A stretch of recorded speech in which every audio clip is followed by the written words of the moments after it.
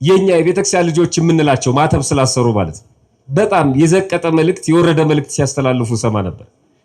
ድንግል ማርያም ከ20 ምናምን ዓመት በኋላ አሳካችሁ ዋንጫውን በለው ይላል። ድንግል ማርያም ኳስ ሜዳ ሄዳ አንተ አግባ አንተ ደግሞ ልቀቅ ስትል በጣም ያሳዝናል። ወርደናል ማለት ነው። አዩ አንድ ቡድን እንዲደግፍ ገብርኤልን ልልከዋለን። ቅዱስ ገብርኤል አደራን አንድ ብቻ ያስገቡ ይላል። ቁማር ይዞ አስይዞ ገንዘብ ሱ ማለት ነው። የሱ መሄድ ሲያንስ ገብርኤልንም ይዞት ይሄዳል ቁማር ቤት። ሚካኤልንም ይዞት ይሄዳል። ነውር ነው፣ በጣም ነውር ነው። ኳሱ ነው ማንም ያሸንፍ ማንም ችግር የለውም። በክርስትና ህይወት ኳስ እይም አትይም የሚል ትምህርት የለም። በዓለም ውስጥ ነው። ፓስታ ብላ አትብላ እሱ አይመለከታትም። ቤተክርስቲያን በዓለም ውስጥ ያለውን ነው። ነፍስን እስካላጠፋ ድረስ ይሄው ችግር የለውም፣ ተደሰት። ግን ከታቦት ጋር አታገናኘው። እግዚአብሔር ቁማርተኛ አይደለም። ይሄኛው እንዲያለቅስ ይሄኛው እንዲስቅ እግዚአብሔር ነው ያደረገው። ይሄኛው ታንቆ እንዲሞት ይሄኛው ደግሞ ደስ ብሎት ገንዘብ እንዲነዛ ማለት ይሄ ጠጥቶ እንዲሰክር ያ ደግሞ ሄዶ ልጆቹ እንዲደበድብ እግዚአብሔር ነው ያደረገው።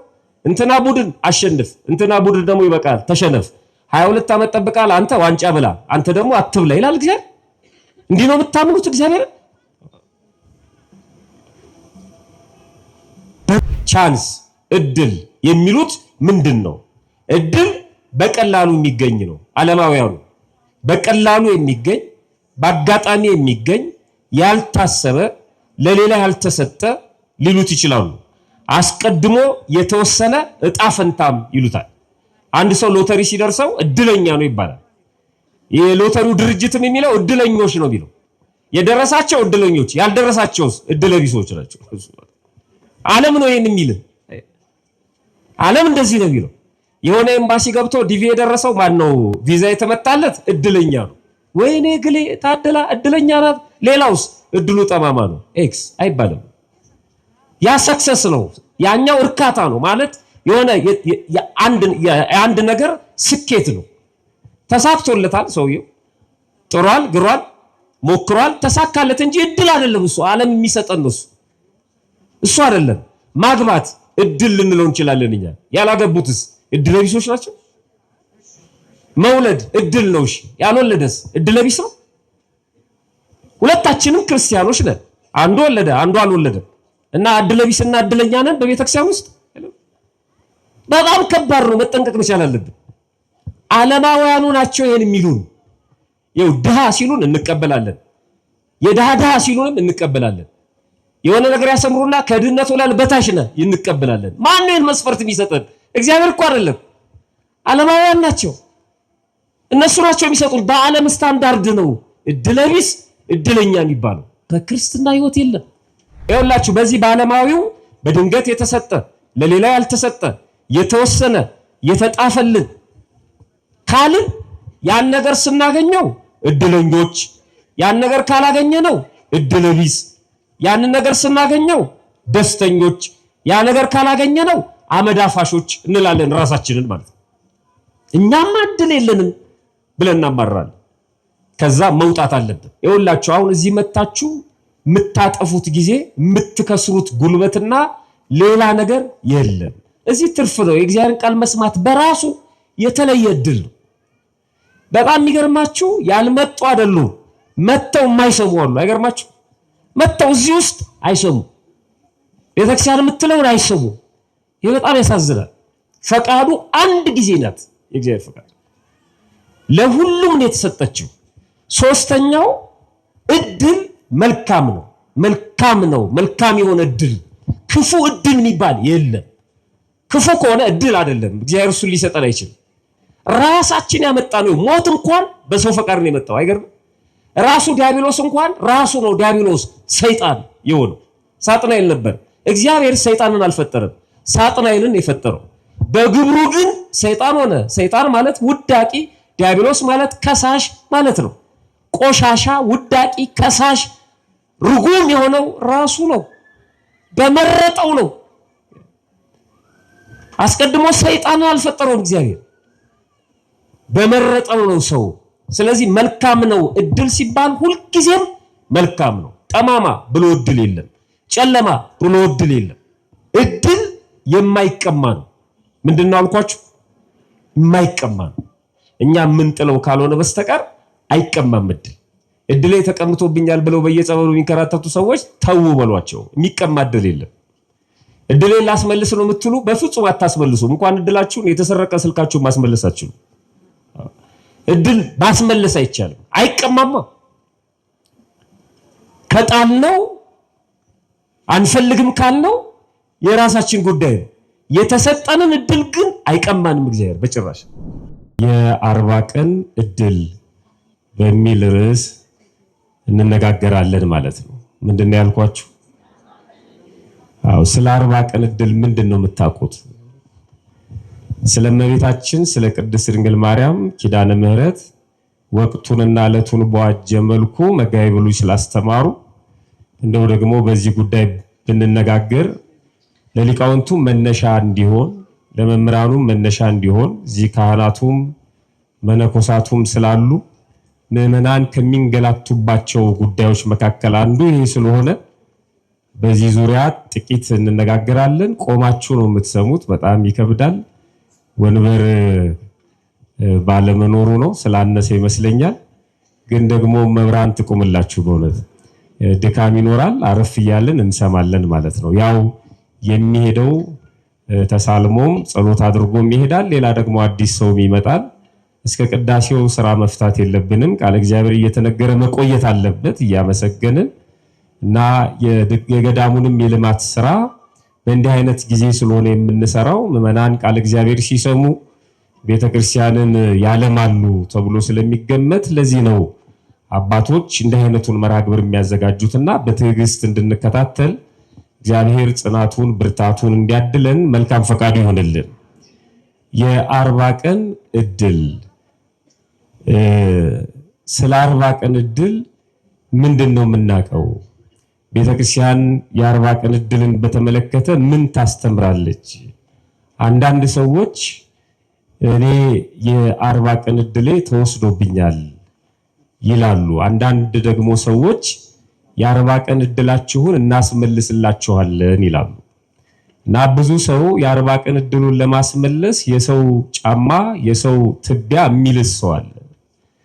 ተወስዶብሻል ተወስዶባል ሲላቸው ይደነግጡና ከቤተክርስቲያን ሕግና ስርዓት ውጪ የሆኑ እናጠምቃለን አይነ ጥላ ምናምን እንገፋለን የሚሉ ሰዎች ብዙ ሰው አሽከር አድርገዋል። እና ምን ልታደርግ ነው የሄድሽው ሲባሉ የ40 ቀን እድሌን ለማስመለስ ነው ይላሉ። የ40 ቀን እድል ይወሰዳል ወይ?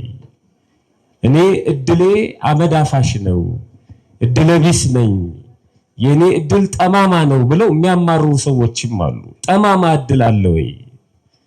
አመዳፋሽ የሚባል ነገር አለ ወይ በክርስትና ሕይወት? አንዱን እድለኛ እንለዋለን፣ አንዱን እድለ ቢስ እንለዋለን። እንዲህ አይነት አድሎ በቤተ ክርስቲያን አለ ወይ? ማን ነው እድለኛ? ማን ነው እድለ ቢስ? ማን ነው እድሉ የተጣመመ? ማን ነው እድሉ የተወሰደበት? ስለዚህ በደንብ ማወቅና መረዳት አለብን። እግዚአብሔር በቸርነቱ ምስጢሩንና ጥበቡን እንዲገልጥልን በድጋሚ መልካም ፈቃዱ ይሆንልን። መነሻም አድርገው የመጽሐፍ ቅዱስ ክፍል ፊት ለፊት ይሄን በተመለከተ የተነገረበት ስለሆነ የሉቃስ ወንጌል ምዕራፍ 10 ቁጥር 38 ጀምሮ ያለውን ንባብ ነው። ሲሄዱም እርሱ ይላል ጌታችን መድኃኒታችን ኢየሱስ ክርስቶስ ከደቀ መዛሙርቱ ጋር ሆኖ እየሄደ በነበረበት ሰዓት ያለውን ትዕይንት ነው የሚነግረን። ሲሄዱም እርሱ ወደ አንዲት መንደር ገባ። ማርታ የተባለች አንዲት ሴት በቤቷ ተቀበለችው። ለእርሷ ማርያም የምትባል እህት ነበረቻት። እርሷም ደግሞ ቃሉን ልትሰማ በኢየሱስ እግር አጠገብ ተቀምጣ ነበረች። ማርታ ግን አገልግሎት ስለበዛባት ቀርባም ጌታ ሆይ እኔ እንድሰራ እህቴ ብቻዬን ስትተወኝ አይገድህምን? እንኪያስ እንድታግዘኝ ንገራት አለችው። ኢየሱስም መልሶ እንዲህ አላት፣ ማርታ ማርታ በብዙ ነገር ትጨነቂያለሽ ትታወኪማለሽ፣ የሚያስፈልገው ግን ጥቂት ወይም አንድ ነገር ነው። ማርያምማ መልካም ዕድልን መርጣለች፣ ከእርሷ አይወሰድባትም አላት ይላል።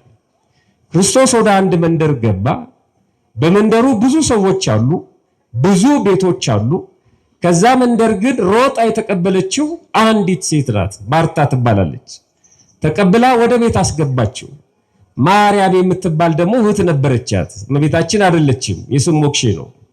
እቺ ማርያም የምትባለው እህቷ ደግሞ ክርስቶስ ሲገባ ተመልክታ እሱ እንደተቀመጠ ማርታ ክርስቶስን ለማስተናገድ እንግዳ መጥቶባታልና እናቶቻችን እህቶቻችን እንደሚያደርጉት ወደ ጓዳ ገባች።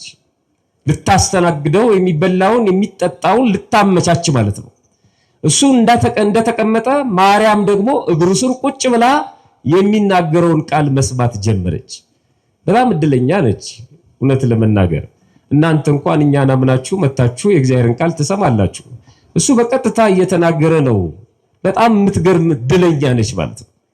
እግሩ ስር ቁጭ ብላ ትሰማዋለች። ማርታ ጓዳ ነች። ታነሳለች፣ ትጥላለች፣ ትባክናለች፣ ትደክማለች። ብቻዋን ግራ ገባት። ስትወጣ እህቷን አየቻት፣ ተቀምጣለች። ለሷ ስራ ፈታ የተቀመጠች ነው ይመስላል። ቤት ውስጥ ብዙ ስራ እያለ እንግዳ መጥቶ ብቻዋን በጓዳ ውስጥ ጎንበስ ቀና ስትል ስላላገዘቻት የሷን መቀመጥ ንቃው እንደ ተራ ነገር አቃላው ጭራሽ ወደ ክርስቶስ አቤቱታ አቀረበች። ጌታ ሆይ እህቴ ብቻዬን ስትተወኝ ወደ ጓዳ ገብታ እንድታግዘኝ ማትተዋት ስትተወኝ ዝም የምትላት ለምንድን ነው? እንድታግዘኝ አሰናብታት እንጂ አለችው። የማርታ ጥፋቷ ጓዳ ገብታ መስራቷ አይደለም። አሁን አንዳንድ ሰዎች ይሄን ስጋዊ ነገር ምናምን ይነቅፋሉ። ማዘጋጀትማ አለባት እንዴ! እናንተ እኮ አባቶቻችን ባላ አክብረው ሲወጡ ቀድሰው ሲወጡ እህሏውን ታዘጋጃላችሁ። ጥሩ ነው። ኦኬ እንግዳ የመቀበል ስነ ስርዓት ወይም ደግሞ ወደ ቤተክርስቲያን እህሏ ይዞ የመምጣትና ደግሶ የማብላት እሱን መናቁ አይደለም። የሷ ጥፋት የሷን አስበለጠችና የእህቷን ኮነነች ማለት ነው። እና ተነሳ ለምን አታግዘኝም ማለች። ያው አንዳንድ ሰዎች ወደ ቤተክርስቲያን የሚሄዱ ሰዎችን ይነቅፋሉ።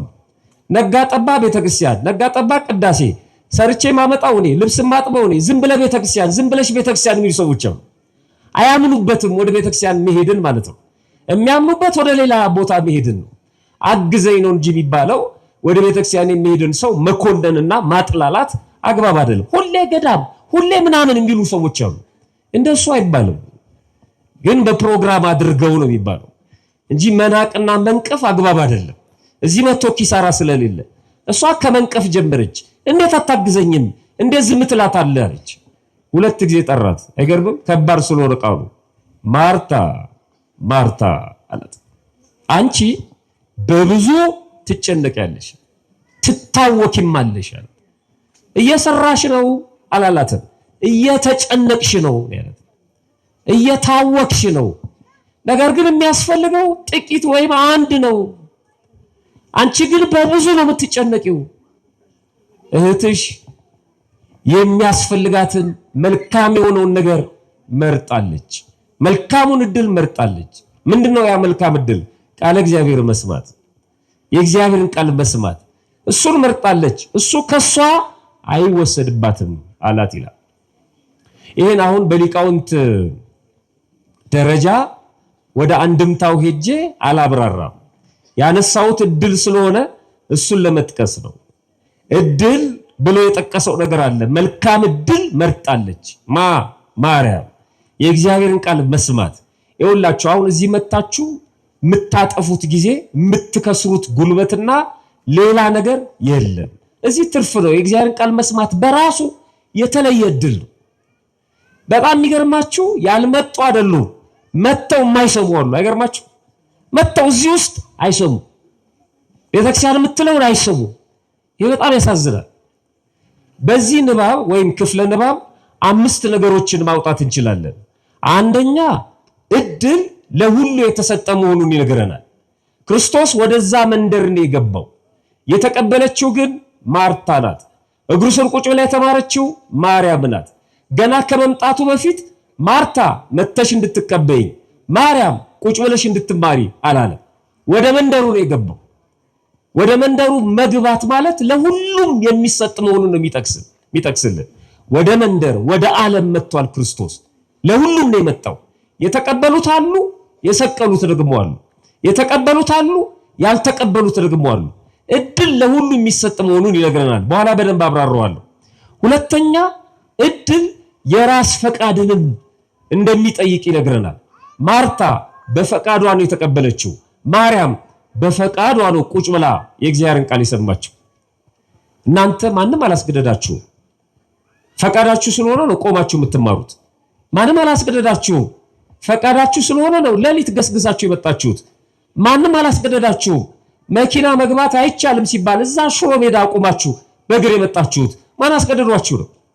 ማንም አላስገደዳችሁ። አንድ ጥያቄ ልጠይቃችሁ። በማን ፈቃድ ነው እዚህ የመጣችሁት? በደንብ መልሱልኝ። በማን ፈቃድ ነው? በጣም ጥሩ። እዚህ ያልመጡት ደግሞ የቀሩት ማስል አልፈቀደላቸው። ይኸውላችሁ አሁን ጥፋቱ ይሄድ የቀረው እግዚአብሔር ስላልፈቀደለት ነው። የመጣችሁት እግዚአብሔር ስለፈቀደላችሁ ነው። ማን ስለሆናችሁ ነው እናንተ? እነዛ ምን ስለሆኑ ነው ያልፈቀደላችሁ? አየው እግዚአብሔር እንደ ቀበሌ ዕድር ወይም እንደ ክፍል አለቃ ሰኞ፣ ማክሰኞ፣ ረቡዕ 5 ሰዓት 6 ሰዓት አይፈቅድም። ፈቃድ እየተባለ አይፈቅድም። እግዚአብሔር አንድ ጊዜ ፈቅዷል። ቤተክርስቲያን መምጣት የእግዚአብሔርን ቃል መስማት ፈቅዷል። እናንተ ያንን ፈቃድ በነፃ ፈቃዳችሁ ተቀበላችሁ መጣችሁ። ፈቃዱን ስለተቀበላችሁ ነው የመጣችሁት። በደመና አፋፍሶ እየጎተተ አላመጣችሁ።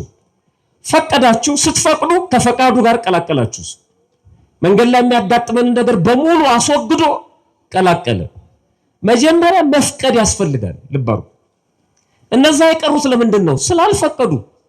እግዚአብሔርማ ፈቅዷል። ይሄው ጉባኤ አዘጋጅቷል። አልፈቀዱም። እነሱ አልፈለጉም። የሚበልጥ ነገር አለ አሉ፣ ወይ ደግሞ ከአቅማቸው በላይ የሆነ ነገር አጋጠማቸው። ፈቃዳቸውን ተጠቅመው አልመጡ። ፈቃዳችንን ተጠቅመን ተገኝተናል እኛ ማለት ነው።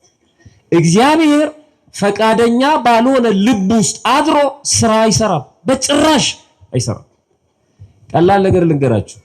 አንዳንድ ሰው ንስሐ ግባ ቆረብ ሲባል በተለይ ትልልቅ ሰዎች ወጣቶች አንዳንዱ ያማትብባቸዋል። አንቺ ለምን አትቆርቢም? አንተ ለምን በስመ አብ ወወልድ ወመንፈስ ቅዱስ ምን አልኩ ላችሁ። የሰውዬ አይፈቅድም ማለት ነው። አይ በጭራሽ አይፈልግም። ቆረብ ስትለው በስመ አብ ወወልድ ወመንፈስ ቅዱስ ካለ እንዴት አድርጎ ያምጣው እግዚአብሔር? አንዳንዱስ ለምን አትቆርብም ሲባል እንባው ዱብ ዱብ ይላል። እኔ ፈቅጄ ወድጄ መሰለ እንዳልቆርብ የፈለኩት የእግዚአብሔር ፈቃድ እየጠበቅኩኝ ነው። ነገሮች እስኪመቻቹልኝ ነው እንጂ እኔማ ፈቃዴ ነው። ከእግዚአብሔር ተለይቼ እንዴት እኖራለሁ? የክርስቶስን ስጋና ደም ሳልቀበል ብሞት እኮ ከባድ ነው። እኔ ሳልወድ ቀርቼ መሰለ ይላሉ፣ ያለቅሳሉ። ይሄን ፈቃዳቸውን እግዚአብሔር ይቀበልና አንድ ቀን ከፊት ያቆማቸዋል። አንድ ቀን ወደናል ወይ ፈቅደናል ወይ? እግዚአብሔር አስጨንቆ የሚገዛ አምላክ አይደለም። አዳምና ሔዋንን ከነነፃ ፈቃዳቸው ነው የፈጠራቸው። ነፃ ፈቃዳቸውን ተጠቀሙ፣ በሉ፣ አትብሉ የተባሉትን አገኟት ዋጋቸውን። እግዚአብሔር ሁሉን ያውቃል፣ ነገር ግን አይወስንም። በኋላ ላይ መጣበታል። ወደ ሁሉ መጣ፣ በፈቃዳቸው ግን የተወሰኑት አካላት ተቀበሉት። ወደ መንደር ገባ፣ ማርታ ተቀበለችው። ከማርታም ደግሞ ማርያም ቁጭ ብላ መስማት ጀመረች። መልካሙን እድል መረጠች ያለው አያችሁ። ተሰጣት አይደለም ያለው፣ ለሁሉም ነው የተሰጠው። እሷ ግን መረጠችው። መልካሙን እድል መምረጥ ያስፈልጋል ማለት ነው። አቅረብኩ ለከ እሳተ ወማይ ደይደይከ ሀበ ዘፈቀድከ። እሳትንም ፍትፍትንም እሳትንም ውሃንም በፊትህ አቅርቤልሃለሁ። እጅህን ወደ ፈቀድከው ምን አለ አምላካችን አስገባ። በቃ ወደ ፈለከው። ፈቃዱ አንድ ጊዜ ናት የእግዚአብሔር ፈቃድ፣ ለሁሉም ነው የተሰጠችው። ሶስተኛው እድል መልካም ነው። መልካም ነው። መልካም የሆነ እድል፣ ክፉ እድል የሚባል የለም። ክፉ ከሆነ እድል አይደለም፣ እግዚአብሔር እሱን ሊሰጠን አይችልም።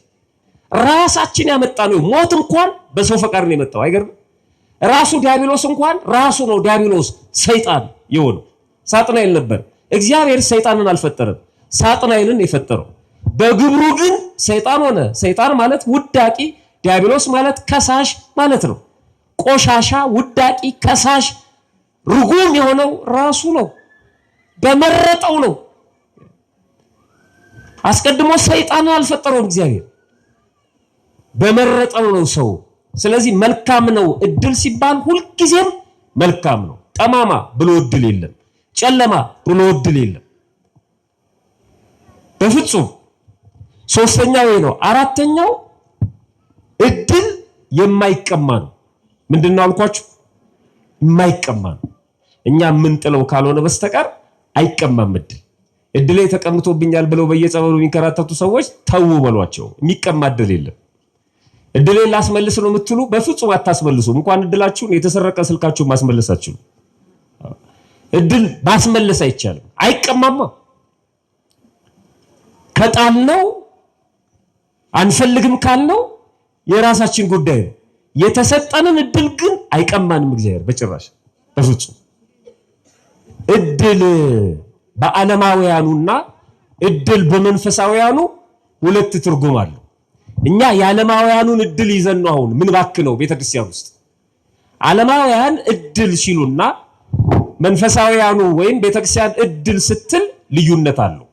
እድል ያው አደለ ሰጠ ነው፣ የተሰጠ ማለት ነው እድል ማለት ስጦታ ማለት ነው። ዓለማውያን እድል የሚሉት ምንድነው?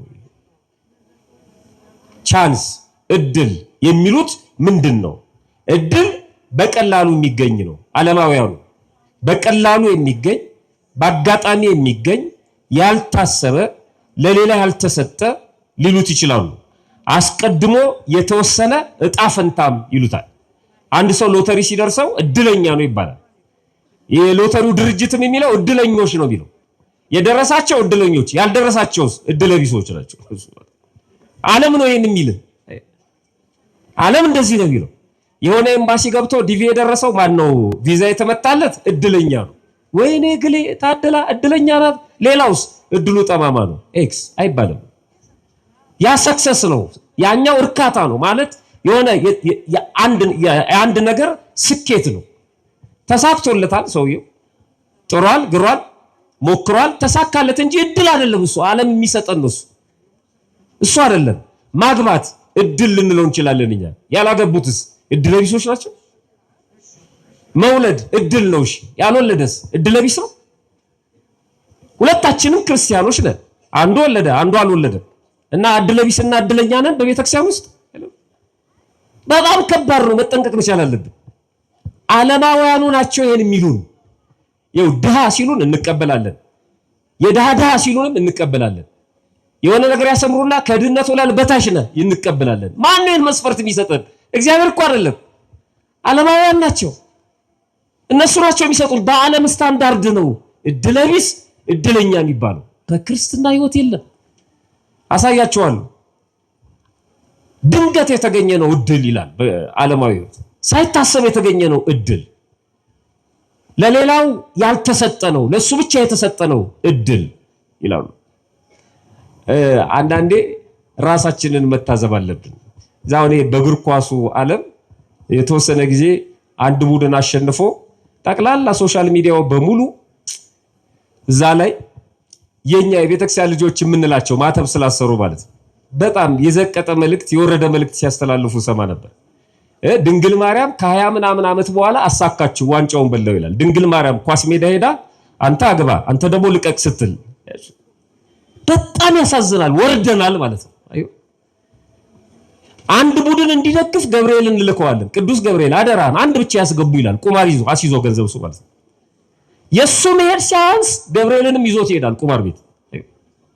ሚካኤልንም ይዞት ይሄዳል። ነውር ነው፣ በጣም ነውር ነው። ኳሱ ነው ማንም ያሸንፍ ማንም ችግር የለውም። በክርስትና ህይወት ኳስ እይም አትይም የሚል ትምህርት የለም። በዓለም ውስጥ ነው። ፓስታ ብላ አትብላ እሱ አይመለከታትም። ቤተክርስቲያን በዓለም ውስጥ ያለውን ነው። ነፍስን እስካላጠፋ ድረስ ይሄው ችግር የለውም፣ ተደሰት። ግን ከታቦት ጋር አታገናኘው። እግዚአብሔር ቁማርተኛ አይደለም። እሺ ተመልከቱ፣ እኔ የምሰጣችሁ ሰላም ዓለም እንደሚሰጣችሁ አይደለም ብሏል አምላካችን። እኔ የምሰጣችሁ ደስታ፣ እኔ የምሰጣችሁ ሰላም ዓለም እንደሚሰጣችሁ አይደለም። ዓለም የሚሰጠን ምን አይነት ነው? እሱ የሚሰጠን ምን አይነት ነው? ዓለም የሚሰጠን ቀምቶ ነው። ደስታ የሚሰጠን ቀምቶ ነው። ሁለት የእግር ኳስ ቡድን ቢኖር ሁለት ደጋፊዎች ቢኖሩ ሁለቱ ሲሸናነፉ በጎልም ይሁን በፍጹም ቅጣት ምት ይሁን በእጣን ይሁን መለያየታቸው ግድ ነው። እውነት ነው ሐሰት ነው? የግድ ነው መለያየታቸው። ተለያዩ። አንዱ አሸናፊ ሲሆን አንዱ ምን ይሆናል? ተሸናፊ። ያሸናፊው ደጋፊዎች ይደሰታሉ፣ ይስቃሉ። የተሸናፊው ደጋፊዎችስ ያለቅሳሉ። እና ይሄንን እግዚአብሔር ሰጠን ማለት ነው። ይሄኛው እንዲያለቅስ፣ ይሄኛው እንዲስቅ እግዚአብሔር ነው ያደረገው። ይሄኛው ታንቆ እንዲሞት፣ ይሄኛው ደግሞ ደስ ብሎት ገንዘብ እንዲነዛ ማለት ነው። ይሄ ጠጥቶ እንዲሰክር፣ ያ ደግሞ ሄዶ ልጆቹ እንዲደበድብ እግዚአብሔር ነው ያደረገው። እንትና ቡድን አሸንፍ፣ እንትና ቡድን ደግሞ ይበቃል ተሸነፍ፣ 22 ዓመት ጠብቃል አንተ ዋንጫ ብላ አንተ ደግሞ አትብላ ይላል እግዚአብሔር። እንዲህ ነው የምታምኑት እግዚአብሔር? በጣም አልወረድም። ይመለከተዋል እዚህ ውስጥ እግዚአብሔር።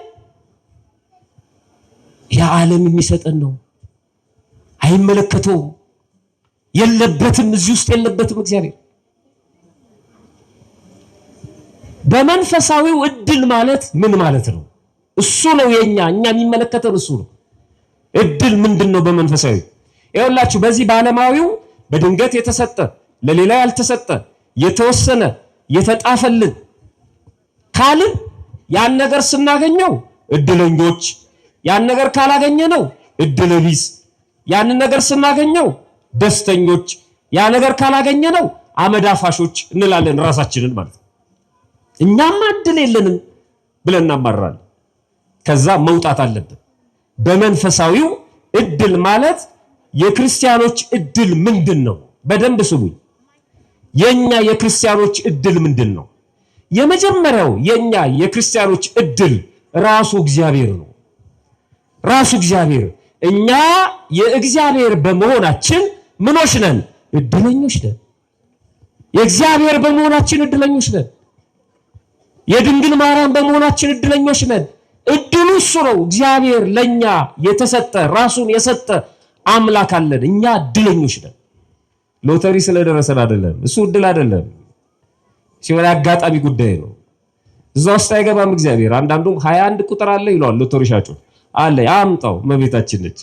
ሎተሪ ሻጮችም ደግሞ አደገኞች ናቸው። 23 ቁጥር ይላሉ። አምጣው ጊዮርጊስ ነው ብለን እንቆርጣለን። አታገኘውም፣ አትልፈው ወዳጅ። እሱ እዛ ኳሱን ሄዶ አያንከባልልም ቅዱስ ጊዮርጊስ። እሱ ያንተ ጉዳይ ነው። ይሄ እኮ ህጋዊ ቁማር እኮ ነው አይደለም? ሎተሪ እኮ ህጋዊ ቁማር ነው። መንግስት ያወቀው ቁማር ማለት ነው። በቃ ሌላ እኮ ነው። ሌላው ሲይዘው ያሳስራል፣ መንግስት ከያዘው ደግሞ ህጋዊ ነው። እና እዛ ውስጥ እግዚአብሔር አይገባም። ስትፈልግ ቁረጥ፣ ሳትፈልግ ተው። አንዳንዱ ሙሉ ሎተሪ ይገዛና ግማሹን ለኪዳነ ምሕረት ይሰጣታል፣ ለራሷ ስትል እንድታወጣው ማለት ነው። አታወጣውም ወዳጄ። በዚህ እስካሁን የደረሰ የለም። አይገርምም? የራሴ የሰራውን ያንተን ገንዘብ ነው የምትፈልገው። እዛው ቁረጥ አንተ። እኔ አሁን ሎተሪ አትቁረጡ እያልኳችሁ አይደለም። አታገናኙት፣ ከዚህ ጋር አታገናኙት። አይገናኝም በፍጹም። ሁሉንም እግዚአብሔር ያውቃል። አዎ ያውቃል። ግን በዚህ ዓለም መስፈርት አንዱን እድለኛ አንዱን እድለቢስ አያረግም። እግዚአብሔር አያረግም። እድል ለሁሉም የሚሰጥ ነው ብዬ ነግራቸዋለሁ። የመጀመሪያው እድል እግዚአብሔር ነው። እግዚአብሔር የሁሉም ነው። እኛ እድለኞች ነን። በእድላችን ስለተጠቀምን ነው። ሌሎቹስ እግዚአብሔርን የማያውቁ እድለቢስ ሆነው አይደለም፣ ስላልፈለጉ ነው። እድለቢስ ናቸው ካልንማ እግዚአብሔር አልተሰጣቸውም ነበር። ተሰጥቷቸዋል፣ አልተቀበሉትም። እድለኞች ነበሩ፣ አልፈለጉ። እኛ ግን ተቀበልነው። እድላችን እግዚአብሔር ነው። ልበ አምላክ ቅዱስ ዳዊት በመዝሙር 15 ቁጥር 5 ላይ እግዚአብሔር የርስቴ እድል ፈንታና ጽዋዬ ነው ይላል። እሱ እድሌ ነው እግዚአብሔር። እጣዬንም የምታጠና አንተ ነህ ይሏል። እና ሰው ማተብ አድርጎ የእግዚአብሔር ልጅ ሆኖ ማንም ሰው ግንባሩን እያየ አይነጥላለ ባለብሽ እያለ በየቦታው እድሉን ለማስመለስ ይንከባለላል። የእግዚአብሔር ሆኖ ማንም ሰው ይነዳዋል። የእግዚአብሔር ሆኖ እድሉ እግዚአብሔር ሆኖለት አይነጠቅም ያልኳችሁ ለዚህ ነው። ማን ነው እግዚአብሔር ሊነጥቀን የሚችል? እድል አይነጠቅም። እጣ ፈንታችን ጽዋተርታችን እድላችን እግዚአብሔር ነው። በክርስትናው ሁሉም የሚሆነው እንደ እግዚአብሔር ፈቃድ ነው፣ እንደ እግዚአብሔር እቅድ ነው። ለሁሉም የታደለና የተሰጠ ነው። ቅድም እንደነገርኳችሁ የኛን ፈቃድ ግን እግዚአብሔር ያከብራል። የኛን ፈቃድ ያከብራል። አንዳንድ ሰዎች በእግዚአብሔር ሊቀልዱ ይሞክራሉ። የዚህ ዓለም ነገር በሙሉ ያለቀ ጉዳይ ነው፣ እግዚአብሔር ደራሲ ነው ይላሉ። የአንድ ፈላስፋ ንግግር ነው። እግዚአብሔር ደራሲ ነው፣ እኛ ተዋናያን ነን። ይህች ዓለም የቲያትር መድረክ ናት። አንተ እያንዳንዱ የምትሆነው ነገር ተወስኖብሃል በእግዚአብሔር። ደራሲው ተዋናዩን ወስኖባቸው፣ አክተሮቹን ወስኖባቸው፣ ገጸ ባህሪያቱን ወስኖባቸው ጽፎ እንደሚተውኑት እግዚአብሔርም ወስኖብህ ነው። ምን ብትደክም የተወሰነልን አታልፍም ይላል። ወዳጅ እንዲህ አይነት ነገር የለም በክርስትና ሕይወት። ከተወሰነብንማ ለምንድነው እንደዚህ ተሰብስበን የምንማረው? ከተወሰነብንማ ለምንድነው ንስሐ ግቡ እየተባለ የሚሰበከው? ከተወሰነብን ለምን ቅዳሴ ይቀደሳል? በዚያም ላይ ወስኖ ከጨረሰ ክርስቶስ ለምን መጣ ወደ ምድር? ለምን በጥፊ ተመታ? የተወሰነ ጉዳይ የለም። የኛ እጅ ላይ ነው ያለው ጉዳዩ። የኛ ፈቃድና አለመፍቀድ ነው። እግዚአብሔር ያውቃል፣ አዎ ያውቃል። የወሰነው ነገር ግን የለም። ምንድነው ለሁሉ የተሰጠው ድል በክርስትና ሕይወት? ለሁሉ የታደለው የተሰጠው የመጀመሪያው ሰው ሆኖ መፈጠር ነው። ሰው ሆኖ መፈጠር ለሁሉም የተሰጠው፣ ለነጩም፣ ለጥቁሩም፣ ለሴቱም፣ ለወንዱም። በእግዚአብሔር ዘንድ ግማሽ ሰው የለም። አካለ ጎዶሎ ሊኖር ይችላል፣ እኛ ነን እሱ። አይኑን ያጣ፣ እጁን ያጣ፣ እግሩ ያጣ ምን ነው እኛ ነን። በእግዚአብሔር ዘንድ ሙሉ ሰው ነው። ሙሉ ሰው ሆኖ መፈጠር። ማንም ሰው ፍጠረኝ ሳይለው ራሱ ነው የፈጠረ። በሰውነት እኩል ነን። ለሁሉም ነው ሰውነት የተሰጠው። የመጀመሪያው አንደኛው። ሁለተኛው ክርስትና ለሁሉም የተሰጠ እድል ነው፣ ለሁሉም። ነገር ግን የተቀበሉት ተቀበልነው። በእናቶቻችን በአባቶቻችን አማካይነት በ40 እና በ80 ቀን መተን የጸጋ ልጅነትን ወሰድን፣ ክርስቲያኖች ተባልን። ፈቃዱን ለሁሉም የተሰጠውን እድል በፈቃዳችን መተን ወሰድን። ክርስትና ለተወሰነ አካል ብቻ የተሰጠ አይደለም። ሌሎቹ ለምን ክርስቲያኖች አልሆኑም? ስላልሰጣቸው ነው? አይደለም፣ ስላልፈለጉ ነው። በነፃ ፈቃዳቸው ነው። በግድ በሰይፍ አያሳምናቸውም እግዚአብሔር። እንደ አይነት እምነት የለም፣ በሰይፍ ማሳመን የለም በክርስትና ሕይወት። ስታምን ታምናለህ፣ ካልፈለክ ትተዋለህ፣ ውጤቱን ትቀበለዋለህ። በቃ አለቀ። ማንንም አያስገድድም። ራሱ እግዚአብሔር እንኳን አስገድዶ የሚገዛ አምላክ አይደለም። ማዳን እየቻለ መዳን ትፈልጋለህ ብሎ ነው ያስፈቀደው። 38 ዓመት ሙሉ ያልጋ ቁራኛ ሆኖ የጅል ጥያቄ ይመስላል አይደል? ያን መምተኛ መዳን ትፈልጋለህ ሲለው እና ምን ሊፈልግ ነው እዚያ የመጣው? ፈቃዱን እየጠየቀው ነው። እኔ ሳልለው ነው እንዳይል በኋላ ማለት ነው። ግን ብዙ አቤቱታ አቀረበ። ተነሳ፣ አልጋን ተሸክመ ሄዳ። ፈቃድ ብቻ ነው የሚፈልገው አምላካችን። ስለዚህ ክርስትና ለሁሉ የተሰጠ እድል ነው። ሶስተኛው ጥምቀት፣ ያው ክርስትና የምንቀበልበትን የጸጋ ልጅነት ለሁሉ የተሰጠ እድል ነው። ድህነት ለሁሉ የተሰጠ እድል ነው። የዘላለም ሕይወት መንግስተ ሰማያት ለሁሉም የተሰጠ እድል ነው። መንግስተ ሰማያት ለኛ ደሞ ገሃነመ እሳት ለሌሎቹ የተዘጋጀ አይደለም። ለሁሉም የተሰጠች ናት መንግስተ ሰማያት። ይኸው መጽሐፍ ቅዱስ እንደዚህ ይላል። የማቴዎስ ወንጌል ምዕራፍ 25 ቁጥር 34 ላይ ንጉሱ በቀኙ ያሉትን ይላል። ክርስቶስ ወደዚህ ምድር ሲመጣ ዓለምን ሲያሳልፍ በቀኙ ያሉትን እንዲህ ይላቸዋል፣ እናንት የአባቴ ብሩካን ኑ ዓለም ከተፈጠረ ጊዜ ጀምሮ የተዘጋጀላችሁን መንግስት ውረሱ ይላል። እናንተ የአባቴ ብሩካን ኑ፣ በቀኙ የቆሙትን ማለት ነው። ዓለም ከተፈጠረ ጊዜ ጀምሮ ያዘጋጀውላችሁን መንግስት ውረሱ ይላል። ለሁላችንም ይሄንን ያድለን። በእውነት ቃለ ሕይወት ያሰማልን የሚባለው ይሄ ነው። በነገራችን ላይ ይሄን የሕይወት ቃል ለሁላችንም ያሰማል። ኑ የሚለውን ማለት ነው። ለሁሉም ነው የተዘጋጀው። ገሃነመ እሳትስ ለኃጥአን ለምንድን ነው ወደ ገሃነመ እሳት የሚገቡት? የተዘጋጀላቸው መንግስተ ሰማያት ነበረ። አልፈልግም አሉ እነሱ። እና መጀመሪያ ታዲያ እግዚአብሔር ገሃነመ እሳትን ሲያዘጋጅ እኮ ኃጥአን እንደሚቀጡ ያውቅ ነበረ። መጀመሪያ አዘጋጅቶ ነው እንዴ እነሱን እንደገና ኃጢአተኛ ብሎ የሚፈርድባቸው እግዚአብሔር? መጀመሪያ እነሱ እንደሚገቡ አስቦን ያዘጋጀው የሚሉ ኃጢአተኞች አይደለም ያዘጋጀው እግዚአብሔር አይደለም። ታዲያ ኃጢአተኞች ለምን ወደ ገሃነም ይወርዳሉ? በፈቃዳቸው ነው፣ በገዛ ፈቃዳቸው ይወርዳሉ። አንድ መንግስት ወይን ቤት ሲሰራ እኮ ለህዝቡ ሁሉ አይደለም። እስር ቤት የሚሰራ እኮ ለኢትዮጵያ ህዝብ በሙሉ አይደለም፣ ወይ ደግሞ የሌላ ሀገር ውስጥ እዛ የሚገባው ሰው መርጦ ነው ወደ እስር ቤት የሚገባ ሰው። እንዲህ ባይሆንም አሁን ህጉ ማለት ነው የተዘጋጀው ለሰላማዊ ሰው አይደለም።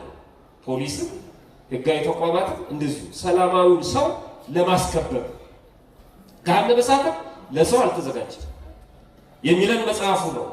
እዛው የማቴዎስ ወንጌል ምዕራፍ 25 ቁጥር 41 ላይ ሄዳችሁ ስታነቡ እንደዚህ ይላል። በዚያን ጊዜ በግራው ያሉትን ደግሞ እንዲህ ይላቸዋል። በቀኙ ያሉትን ከጨረሰ በኋላ በግራ ያሉትን ደግሞ እንዲህ ይላቸዋል፣ እናንት ርጉማን። እንዲህ ከመባል ይጠብቀን ሁላችንም። ዞር ብሎ በግራ ያሉትን እናንት ርጉማን ለሰይጣንና ለመላእክቱ ወደ ተዘጋጀው ወደ ዘላለም እሳት ከኔ ሂዱ። ሰምታችሁኝ? ማን ወደ ተዘጋጀው? ለሰይጣንና ለመላእክቱ ወደ ተዘጋጀው ወደ ዘላለም እሳት ሂዱ። የዘላለም እሳት የተዘጋጀው ለማን ነበር? ለሰይጣንና ለመላእክቱ። ሰው ሲያንገላታ ሲያሰቃይ ለሚኖረው ሰይጣን ማለት ነው። ግን ሰዎች ምን አደረጉ? ሰይጣን አባታችን ነው ማለት ልጅ ደግሞ ቢወርሰው የአባቱን ርስት ነው። ግብሩን ስራውን ከሰራችሁለት አባታችን እሱ ነው ካላችሁ ያደርጋለሁ የአባታችሁን ውረሱ ይላችሁ። ፈታኝ ማለት የሚባለው እንደዚህ እንጂ ለኃጥአን አልተዘጋጀም። የኛ እድላችን መንግስተ ሰማያት ናት። የኛ ጽዋ ትርታችን መንግስተ ሰማያት እንጂ እድላችን ገሃነመ እሳት አይደለም። የዲያብሎስ እድሉ የሰይጣንና የሰራዊቱ እድሉ ገሃነመ እሳት። ሰው ግን በፈቃዱ ከተከተለው የአባቱን ይወርሳል ማለት ነው። ስለዚህ እድል መንግስተ ሰማያት ናት። ፍጻሜው እንደዚህ ይሆናል። እነዚያ ወደ ዘላለም ቅጣት፣ ጻድቃን ግን ወደ ዘላለም ሕይወት ይሄዳሉ ይላል።